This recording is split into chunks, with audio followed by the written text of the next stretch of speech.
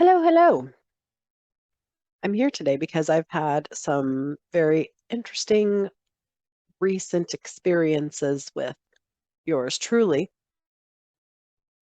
My name's Carissa, currently in the midst of having that virus everybody's been talking about for a long time. So apologies in advance for lots of water drinking and hopefully edited out coughing. I'm here to discuss my recent experiences with this gentleman here from the afterlife. I decided to go and see the new Elvis movie that came out in theaters not long ago, right? And get my popcorn, get my drink, chilling out on my own. I went solo. It was purposeful, chosen solo. So went to the movies. I think I'm about 15, 20 minutes in, and I like see his silhouette sitting next to me. And I didn't really, I was like, okay, I've been taking a lot of psychic classes over the last couple of years, trying to figure out a little bit more about my own gifts. And so I'm still kind of, in the words of one of my favorite people, she calls it how learning how to drive your ship. So sitting in the theater and I get this feeling that he's sitting next to me and I can hear him and I glance and like I physically look next to me and he isn't there. But I turn my head to the screen and I can see him out of the corner of my eye. And he is dressed very similar to the 1968 comeback special, if anybody's familiar with that. And he says to me, he's like, I'm so excited to watch this with you. So excited to watch this with you. And I'm like, uh, uh, okay. And I was a little bashful because he was very, very happy to sit there with me. And I said, okay, what's going on? And and he's like, you're going to know more than anybody else. You're going to understand this more than anybody else. And I was like, okay. And I was like, well, do me a favor, highlight whatever it is that you want me to know. Like, tell me as we're going. And he sits there and we just casually watch it.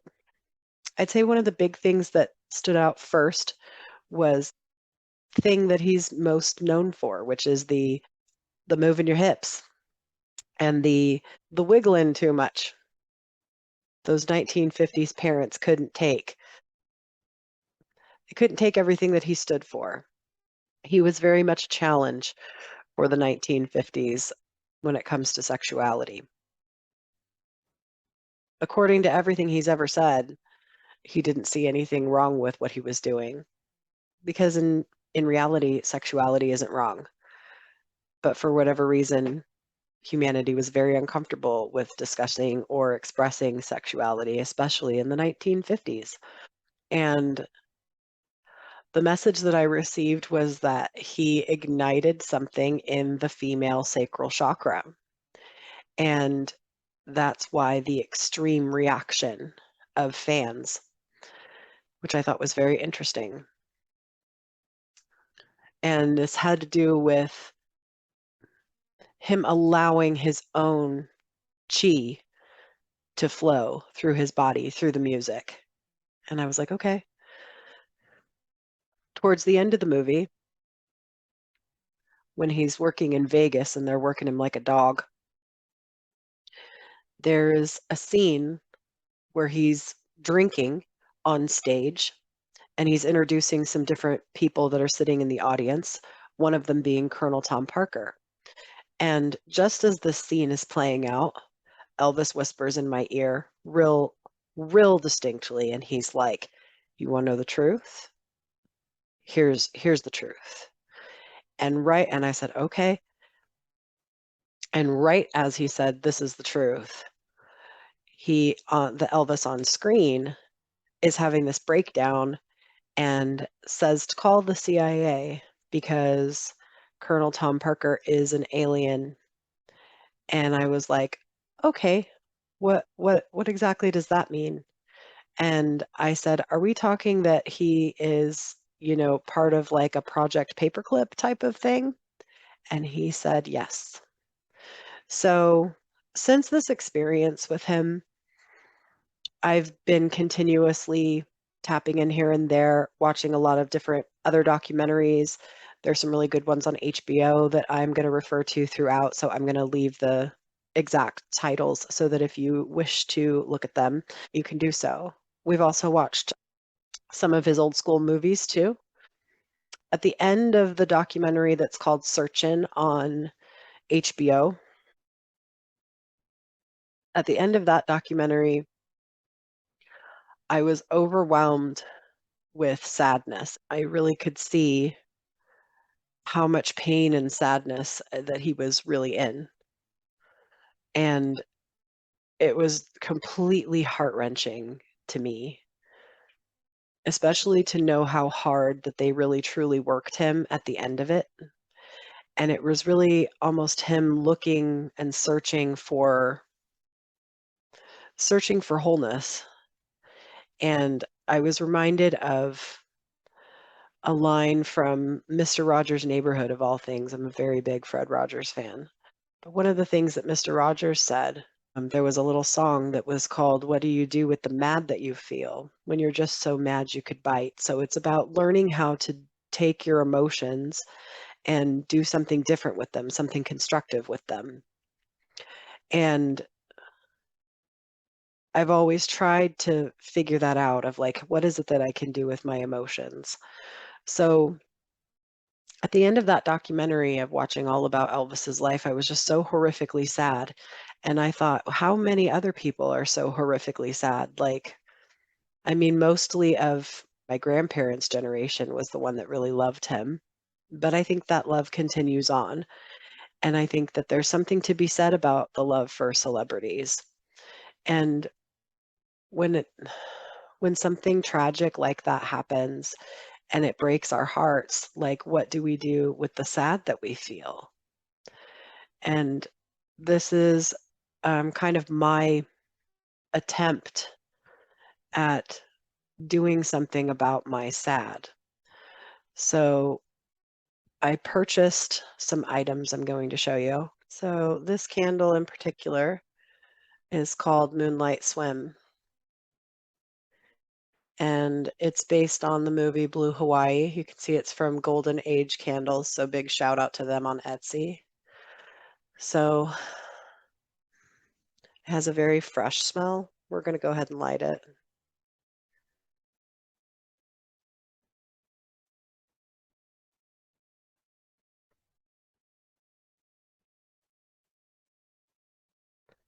All right. And then we just have some little crystals in the background there. So I think what I'm going to do is I'm just going to start by burning some sage. Give us a little, what do we do with the sad that we feel? We do ritual in hopes to heal both the collective and even perhaps Elvis himself. Let's light it off of the, yeah, you can see it there. Let's light it off of the candle too.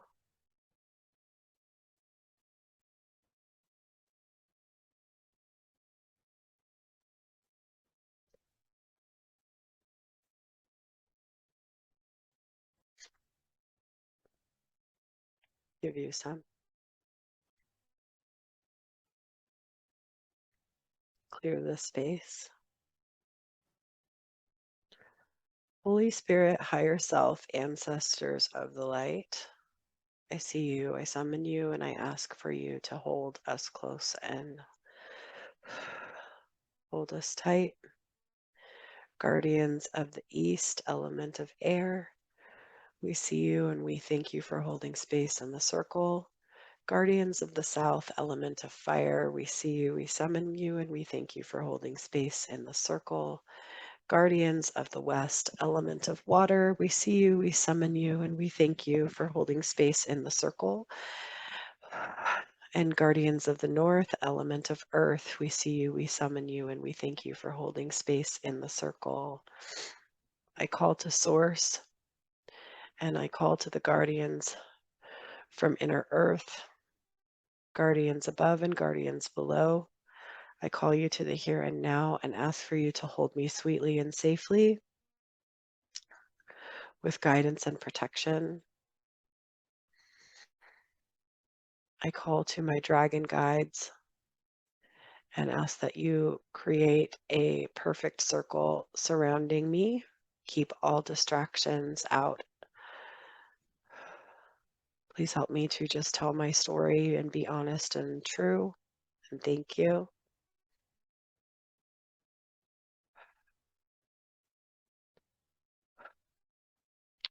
So many, many moons ago, I had a breakdown and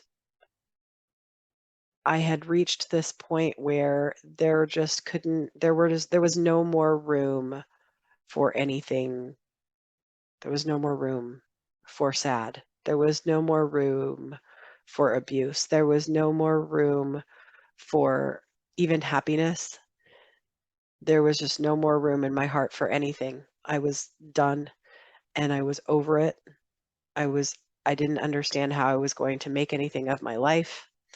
I didn't understand who I was. I just knew I was tired of being abused. And I couldn't find any sense of happiness, any sense of self, any sense of joy. I couldn't find any sense of anything. And I very nearly gave up. And I was hospitalized.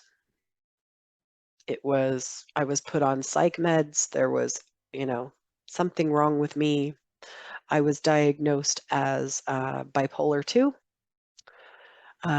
which essentially means that you're like when you're bipolar, you have the swings from like happy to sad, back and forth. With bipolar 2, it's like you can have the highs, but you pretty much don't. It's pretty much just a constant low. So not really clear of if that's just like real, real bad depression. But they put me on all kinds of meds and to the point of where I was pretty checked out. Gained a lot of weight, still struggling with that. Always have. Um, but in all of my sad, I found Elvis. And I remembered watching, I think it was probably Blue Hawaii or maybe Girl Happy, maybe another, with my dad when I was a really little kid. And it reminded me of childhood joy. And so I got obsessed. I bought this painting, put it on my wall. These are even the original curtains that used to hang on either side of it from back in 2007 when I had my big bad breakdown. Um, so it's interesting that he's recircled back into my life again in such a new way. And I'm such a different person, but it's like he knows me and it's like I know him. And it's like the relationship we've developed is really special. And to me, I'm very grateful for him because he helped me through a time and helped me remember my joy in a time that I had no joy. So I'm very grateful to him. And this is sort of my way of giving back. Um, and we're just going to see what happens. But there's another, it's sort of a film, sort of a documentary that's called This Is Elvis. Came out in 1981. That's also on HBO if you want to check out that one.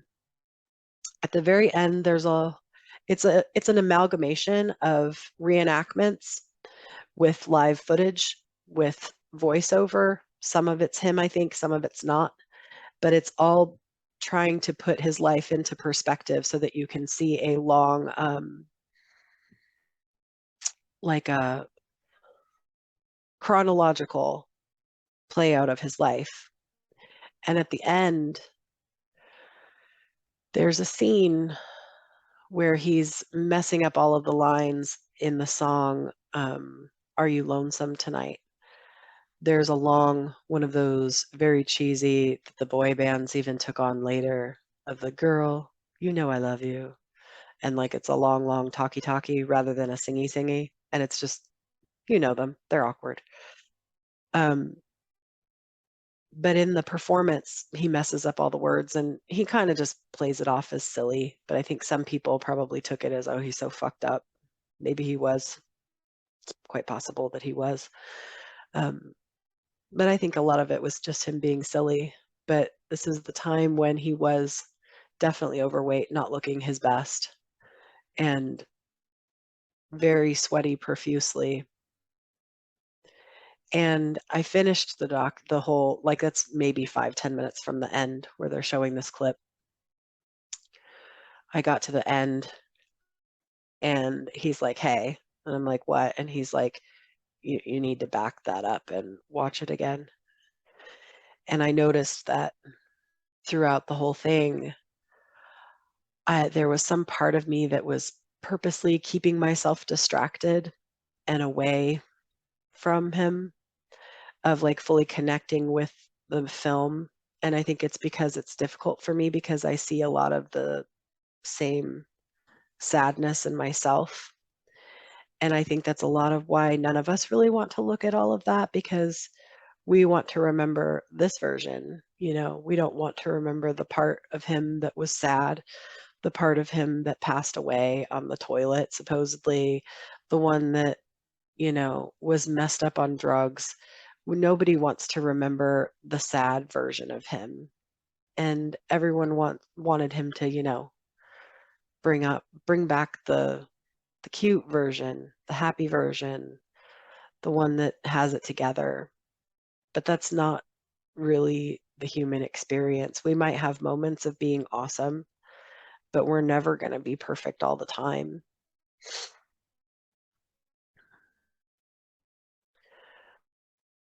But he was standing there messing up the words, and I was watching his face. And movement.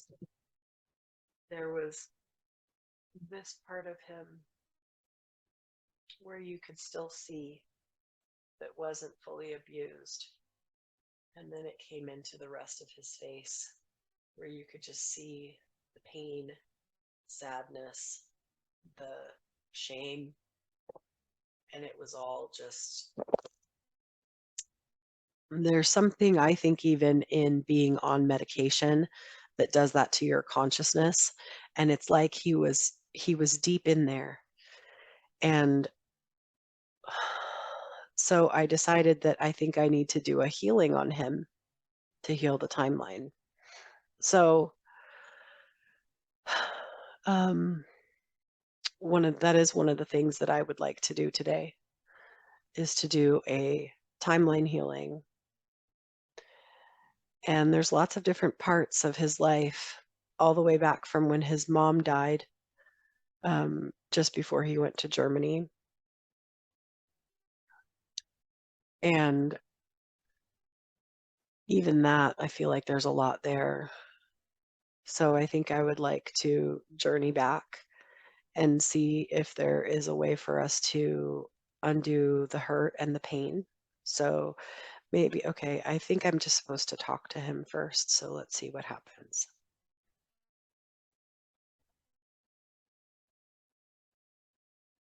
Hi, Annie.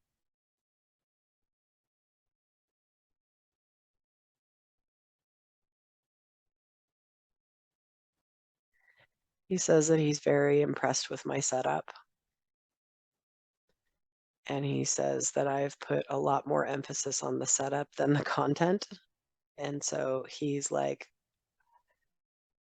he he said that he has the content so that I don't need to worry that he's going to take over with the content.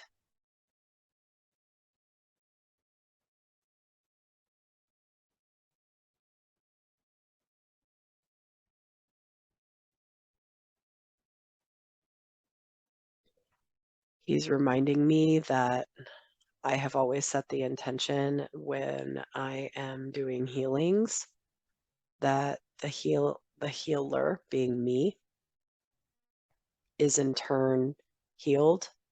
So whatever healing externally that I push towards others is reflected back to me so that I am in turn healed as well. And I set the same intention whenever I am allowing another healer to heal me, that a piece of what they heal in me reflects back to them.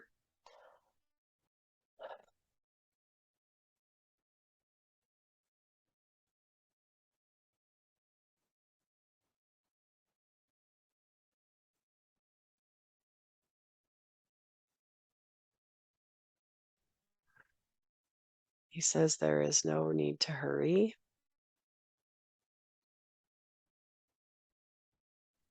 I've put a lot of pressure on myself, and it's appreciated but unneeded and unnecessary.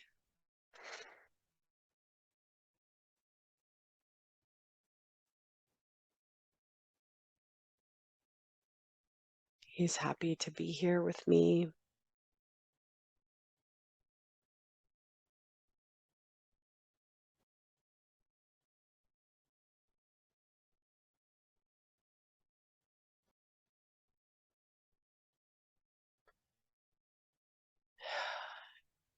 He says that he wishes and hopes that for even just a bit of his comfortability in his physical body that he had in his time here, that a piece of that is gifted to me because of how uncomfortable that I feel in my body.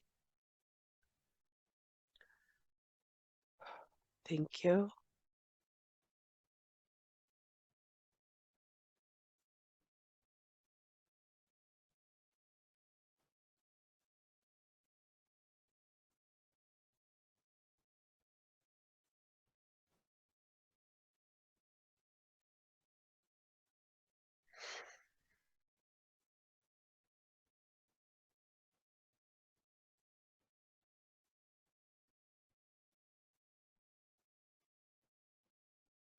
Going to ask for my human self to step back a little more and higher self to come forward, the healer, the truth seeker, the truth speaker.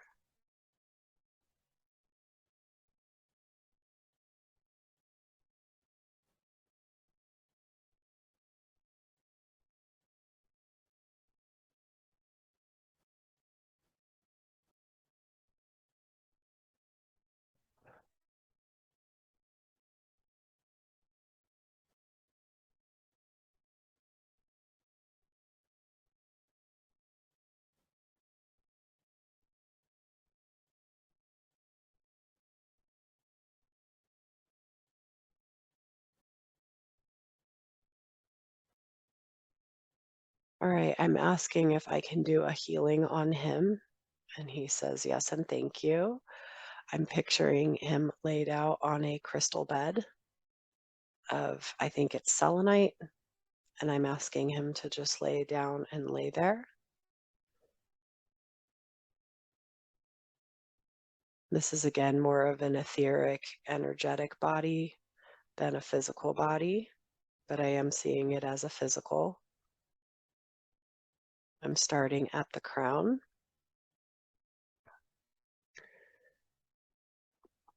And I'm just holding both hands to the crown.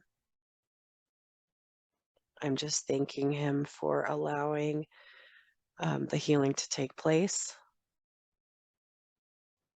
I'm thanking him for being open.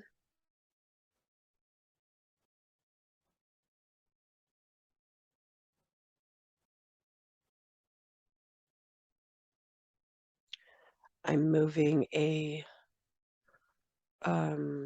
wand over his body. I'm hovering about, I would say about this far above the body. Just a very slow scan.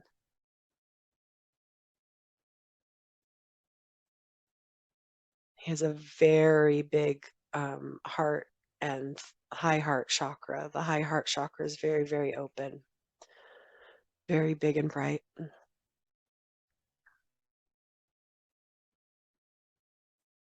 but yet there's sadness there.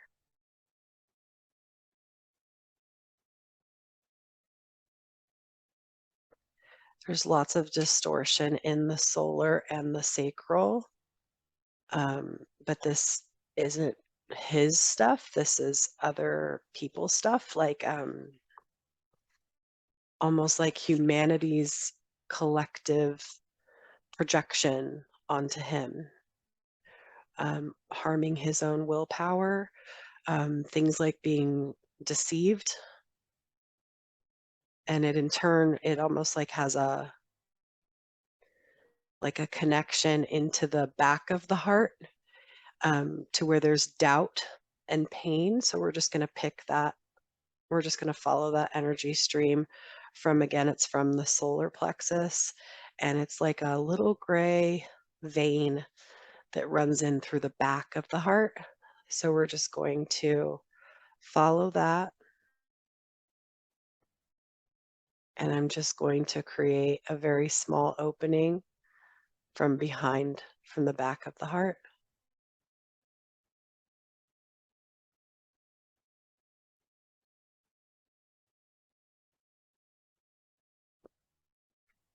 Underneath his chest, like behind his body, underneath his body completely, I'm just going to tear open a small space, and we're just going to fill this space with white light.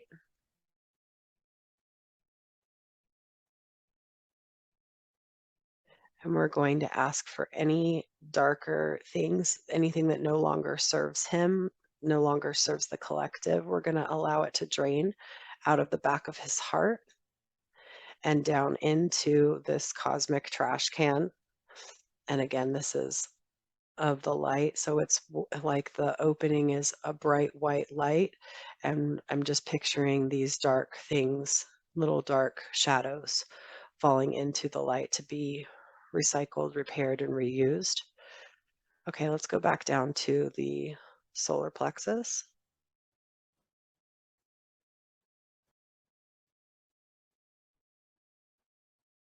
So again, this is when he was forced to do things against his will due to contracts, film contracts, music contracts, legalities, coding and recoding. This in turn had an impact on the mind.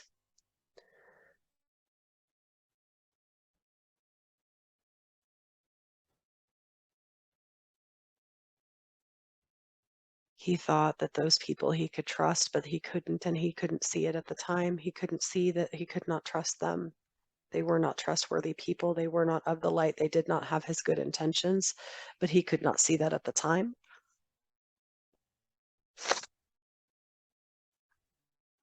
Thank you. We're going to go into the sacral chakra. There's lots of distortion there over, oh, he's telling me how I'm very uncomfortable with discussing this area because of, oh, I watched the movie called Kissin' Cousins. If you've not seen it, I mean, it's not terrible. It's pretty terrible, but there's a lot of sexual distortion, even from the name of the film. I think we can all agree it's not okay to, have romantic feelings for those in your genetic line. Can we all agree on that? I'm not sure why this was acceptable at one point or another in our collective, even in the I think that movie came out in 60, like 4? I don't remember. Early 60s. So what is that? 50, 60 years ago now? Not sure how that was ever okay.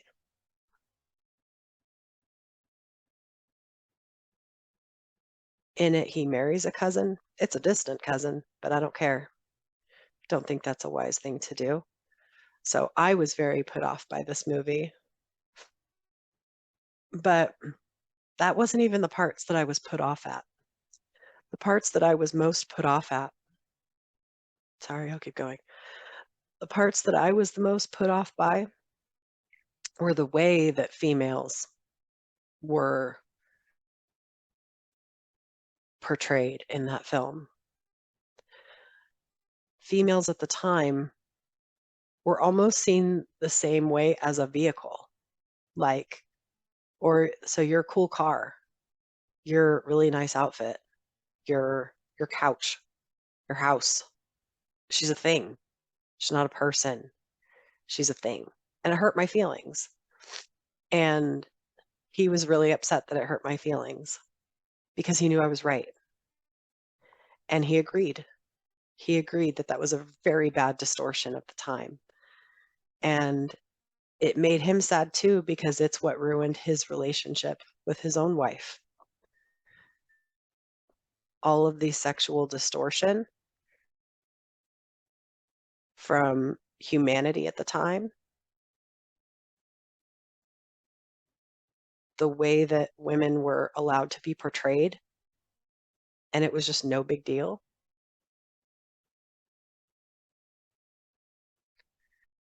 He hates that he contributed to that.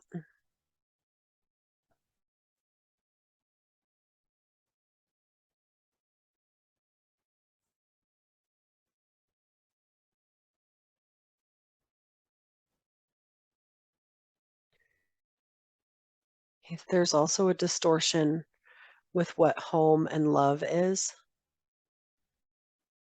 He couldn't seem to find that in this lifetime. The closest he had to feeling that was when his mom was alive, and he's never been able to find it since. He has found it now. Have you?